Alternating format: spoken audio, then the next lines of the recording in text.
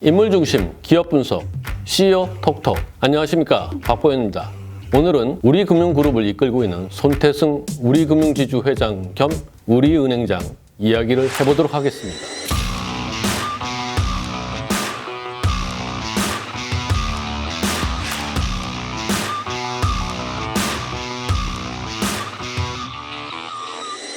우리금융지주가 출범하면서 시작된 그 손태승 우리금융지주 회장 임기가 벌써 반환점을 지났습니다. 처음 출범할 때 1년간 금융지주 회장과 우리은행장을 겸직하는 그런 것들을 약속했기 때문에 내년 3월이면 임기가 끝납니다. 오늘은 비즈니스포스트의 간병근 기자와 함께 손태승 회장의 연임에 관해서 한번 알아보도록 하겠습니다. 안녕하세요. 비즈니스포스트 금융증권부 간병근 기자입니다.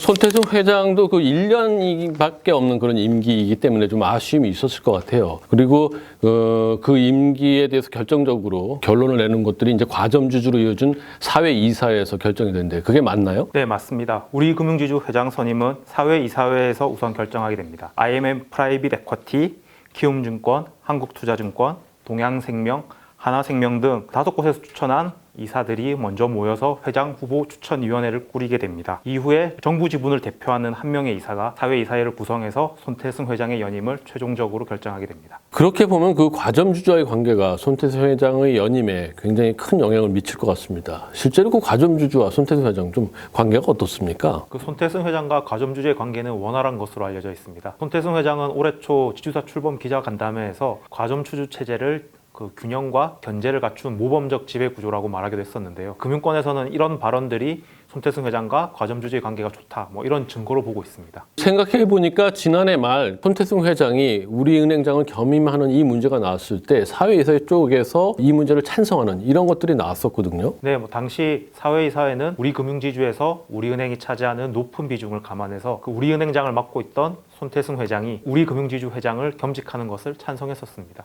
올해 상반기 우리금융지주 실적을 보면은 우리은행이 한 거의 98%를 차지하고 있습니다. 지난해 말에 비해서 거의 변화가 없는 그런 상황인데 단기간에 좀 우리은행이 비중이 좀 낮아질 수 있는 그런 가능성이 좀 보이나요? 그럴 가능성은 아마 없을 것 같습니다. 최근에 자산운용사와 부동산 신탁사를 인수하긴 했지만 두 회사는 상대적으로 규모가 작은 금융회사입니다. 금융권에서는 아마 2년 안에 우리은행 비중이 큰 폭으로 낮아질 가능성은 적다고 보고 있습니다. 손태승 회장의 금융지주 회장 임기는 2020년 3월입니다. 그런데 우리은행장 임기는 2020년 말로 돼 있죠. 그런데 단순히 그냥 우리은행의 비중이 높다, 그래서 과점주주들이 연임을 갖다가 지지한다, 이렇게 볼 것 같진 않고 과점주주들이 어떤 면에서 연임을 지지할 수 있는지 이 부분을 좀 집중적으로 알아볼 필요가 있을 것 같습니다.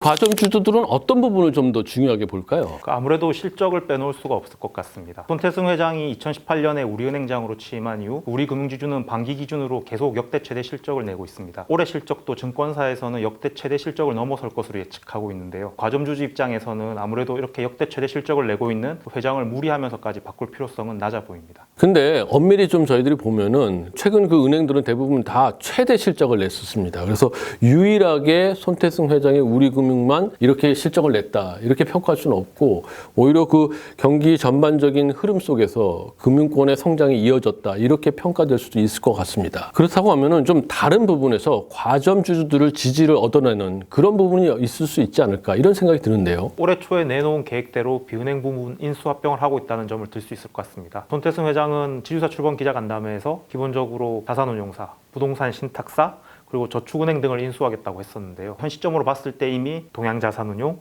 ABL 글로벌 자산운용, 국제자산신탁의 인수가 끝난 상황이고 저축은행도 지분 대부분에 대해서 우선 매수 청구권을 보유하고 있는 아주 캐피탈을 통해 확보해둔 상황입니다. 그러면 이제 과점주주들한테 손태승 회장은 말한 부분을 확실하게 지키는 경영자로 그게 인식됐을 것 같은 그런 생각이 드네요. 그리고 또 롯데카드 인수전에도 또 우리금융그룹이 좀 참여를 해서 또 다른 무기를 좀 갖고 있다, 이렇게 평가할 수도 있을 것 같고요. 그렇게 보면 손태승 회장은 최대 실적을 내고 또 비은행 부문의 인수합병을 통해서 과점주주들한테 상당 부분 좋은 지지를 받고 있는 그런 느낌이 듭니다. 여기에 그치지 않고요. 다음 시간에는 손태승 회장이 우리금융 내부에서는 어떠한 평가를 받고 있는지 한번 면밀히 살펴보는 그런 시간을 갖도록 하겠습니다. CEO 톡톡 오늘 시간은 이것으로 좀 마무리를 하겠습니다.